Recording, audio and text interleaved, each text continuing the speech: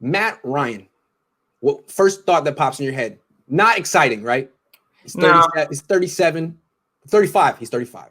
Mm-hmm. Okay. He had an all right year this year. He's an upgrade. I can say that confidently. He's an upgrade. Understands the system. This offense that has been run, this Kyle version is just so stripped down. For Matt, when Matt Ryan said, this is what the problem is with Jimmy Garoppolo, and I'm glad you brought up Matt Ryan, right?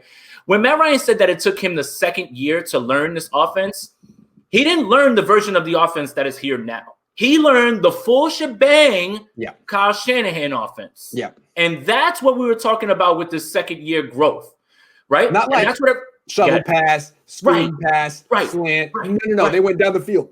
Right. And he had to go through reads. It was complicated. It wasn't cut down half of the field, pick a side. It was, hey, it's all there for you. Make a move. Also helps when you have Julio Jones. But Matt Ryan, when he said, I'm taking this, it took me a second year, people took that as, hey, Jimmy Garoppolo's second year is going to be big.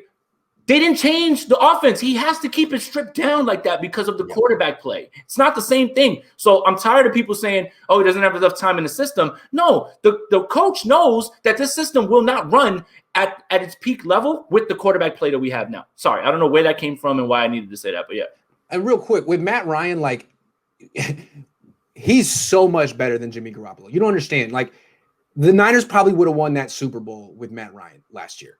Jimmy Garoppolo was terrible in that game. And if you remember, like, Matt Ryan in the Super Bowl that he lost was 17-23 for like 260, 2 touchdowns. His quarterback rating was like 144. It was like the highest it could be almost. It was like almost the highest it could be. Yeah, he was not the reason they lost that game. The reason they lost that game is because the head coach, who's a defensive coach, couldn't get anything from his defense or tell his offensive coordinator to run the freaking ball. That's why they lost. Matt Ryan did his job. He got sacked a couple of times when he shouldn't have been dropping back. He's a hell of a player. And if you go back and look at why the Niners lost that Super Bowl to the Chiefs, they kicked 2 field goals in that game. Both times they were like right around the 20, and they couldn't convert like a 3rd and 5. First one, Jimmy Garoppolo has a clear lane to scramble, doesn't take it, throws the ball away. Other time, he has George Kittle wide open over the middle, throws to Coleman for 2 yards. That's on Jimmy. I'm telling you, the Niners would have won this game with Matt Ryan. So can they win a Super Bowl with him? Yes. Mm-hmm. Would he be a good upgrade? Yes. So should we investigate the feasibility? Let's check. Go ahead. Go for it. See, that's the part, right? His dead cap number is insane for Atlanta, right? Insane. So let's check. Pre-June 1, $44 million. Can't do it. Now, again, look at him. His cap number is 40. His cap percentage is 23. They got to move on. Got to. And they have the 4th pick in the draft. And we already saw Daniel Jeremiah came on today and put him with, who was it? Lance. Lance at the 4th pick. So I could see that. Yep. So they got to move on.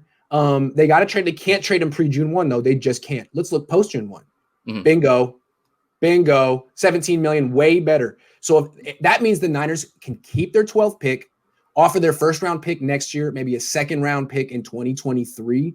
Starting to look feasible. The only question is, do you really want to trade a 1st-round pick in 2022 for a guy who's going to be 37 that year? That's the question.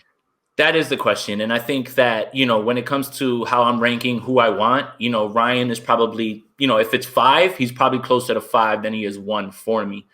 Just for those reasons that you said, 37, or 35, right? So he's 35 now. He'll be 37 in 2 years. So he's 35 now. Yep. Right. So, I mean, like, again, any of these moves that you make, the 49ers have to win a Super Bowl like the first year.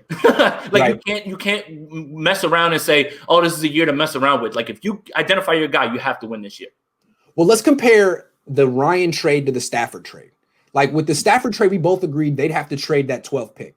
And now it becomes a little tricky to get how to get the young guy. Do you wait a year? Do you draft him in the 2nd round?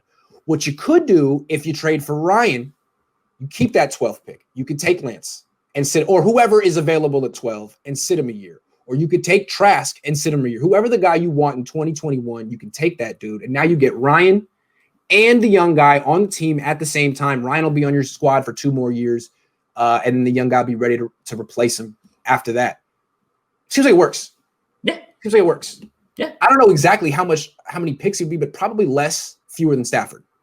I mean, he has to, right, at this point. And the thing is the contract. That's the biggest thing, right? So it's like, man, if you know that you're going to wind up making, whoever, accepts Ryan, accept this contract, then you have to come down with your picks, right? Like they're doing you a favor by taking this money off your books, man. Like whoever takes him. So you can't just say, stick him up for all the picks. No, you got to come down with those picks because somebody's going to take that contract and have to deal with that headache down the line. Okay. So for me, ranking what we've done so far, the number one option to me is Rodgers. But I don't know that he has to lose this weekend for that to happen. There has pretty to be badly, I'd say too. Pretty badly. It has to be like the 43-8, like the Peyton Manning thing. It has to be something bad. Where like Matt LaFleur throws him under the bus at the post-game press conference and Rodgers like, oh, did I draft Jordan Love? That has to go down. So barring that, I would now put Matt Ryan as my number one. I think it makes the most sense, all things considered. Stafford 2, Watson 3. Would you agree, or would you do a different order?